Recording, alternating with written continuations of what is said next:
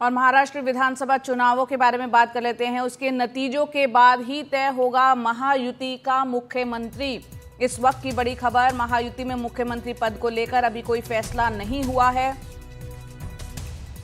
अमित शाह की बैठक में मुख्यमंत्री पद को लेकर कोई फैसला नहीं हुआ। महाराष्ट्र में हम जानते हैं 20 नवंबर को चुनाव है और खबर है कि नतीजों के बाद ही महायुति का जो मुख्यमंत्री पद का जो चेहरा होगा वो तय होगा।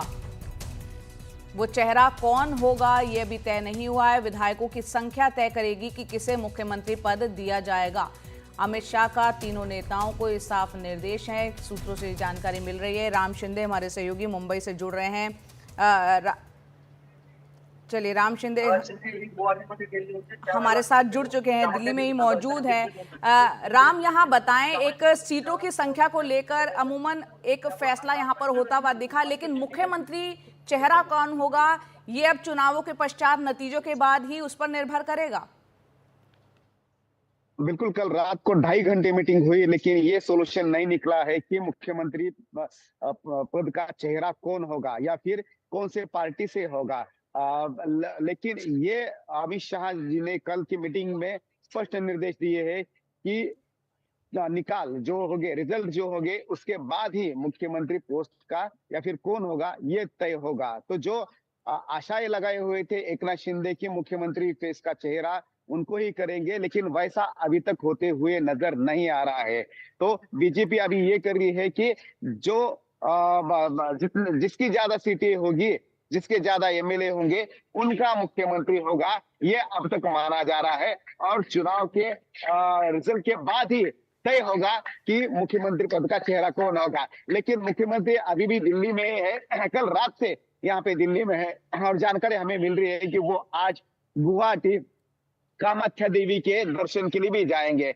हमें पता है कि पिछली बार भी जब वो शिवसेना के एमएलए के साथ गुवाहाटी निकले थे और तब उद्धव ठाकरे की सरकार गिर गई थी, तब भी पहले उन्होंने कामाख्या देवी का दर्शन किया और बाद में मुख्यमंत्री पद की शपथ ली थी। इस बार भी चुनाव का प्रचार शुरू होने से पहले एकनाथ शिंदे गुवाहाटी कामाख्या देवी के मंदिर में जाकर दर्शन लेने की संभावना नजर आ रही है और सूत्रों ने हमें ये जानकारी दी है। लेकिन दूसरी तरफ जो मीटिंग हुई थी कल की, तो उसमें सीट शेयरिंग का फॉर्मूला तय हुआ है। आज ये सीट शेयरिंग का फॉर्मूला घोषित हो सकता है। एकनाथ शिंदे, अजित पवार और देवेंद्र फडणवीस, मतलब कि बीजेपी कितने सीटों पे लड़ रही है ये घोषित हो सकता है। और साथ ही मुख्यमंत्री पद का चेहरा कोई नहीं होगा, फेसलेस चेहरे पे महायुति सामने जाएगी चुनाव को। जी, राम शिंदे, ये जो सीट शेयरिंग का लेकर जो फॉर्मूला तय होने की बात हो रही है, पता चल पाया है किसको कितनी सीटें मिलेंगी महायुति में? बिल्कुल, महायुति में सबसे ज्यादा सीटें बीजेपी ले रही है, 158 to 60। बीजेपी अकेले बलबूते पे चुनाव लड़ेगी।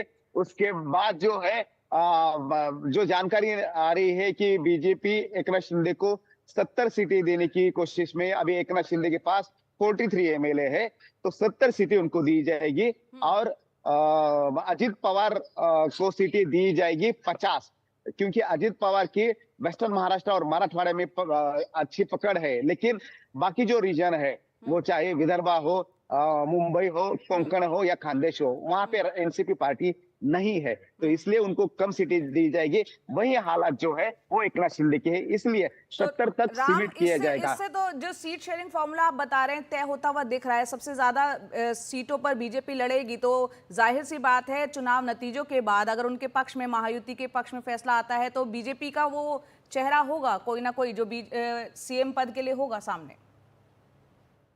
बिल्कुल, बीजेपी की रणनीति यही है और इसलिए फेसलेस चेहरे से चुनाव में उतर रही है और जिसकी ज्यादा सीटें होगी उसका मुख्यमंत्री होगा। पहला क्लेम बीजेपी का होगा, लेकिन जो दूसरे आंकड़े, मतलब कि दूसरे नंबर के एमएलए जो जीतेगी, जिसके ज्यादा एमएलए होंगे बीजेपी के बाद भी, तो उसको भी 2.5 साल का सीएम बीजेपी बना सकती है। ये फॉर्मूला बीजेपी रख सकती है, 2.5 साल का बीजेपी का, और जो दो नंबर की पार्टी होगी, दूसरी नंबर की पार्टी होगी, उसको 2.5 साल। तो इसलिए कंपटीशन जो होगा अब अजित पवार और एकनाथ शिंदे में होगा, जो कि शिवसेना और एनसीपी में होगा कि कौन ज्यादा सीटें लेकर आ सकता है। बता रहे रोटेशनल सीएम का फॉर्मूला भी अपनाया जा सकता है जब नतीजे आएंगे 23 नवंबर को। बहरहाल स्थिति पूरी क्लियर होगी। बहुत बहुत शुक्रिया राम शिंदे तमाम जानकारी हमें देने के लिए।